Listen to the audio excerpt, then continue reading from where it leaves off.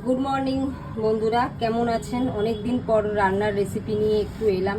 সেরকম টুকটাক কিছু রান্না করা হয় না, কেন কি এখন একটু কিছুদিন ধরে একটু ছেলের পড়াশোনা নিয়ে, এক্সাম নিয়ে একটু বিজি থাকি, তাই আমি খুব একটা ভিডিও তুলি না।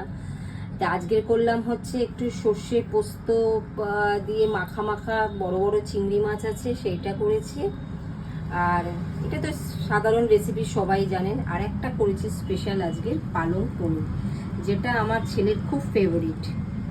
এটা ছেলে খুব ভালোবাসে, পালং পনির। আর আজকের হচ্ছে চিংড়ি মাছের মালাইকারি, বলবো না, জাস্ট একটা চিংড়ি মাছের, তো যেটা রেসিপিটা সবাই জানে সেইটাই করেছি। আর আজকের আমাদের টিফিন হচ্ছে এই পালং পনির আর রুটি। কেমন লাগলো? আমার মনে হয় খুব ভালোই আজকের হয়েছে। রান্নাটা হচ্ছে, এখনো কমপ্লিট হয়নি। আর চিংড়ি মাছের মালাইকারি তো হয়েই গেছে।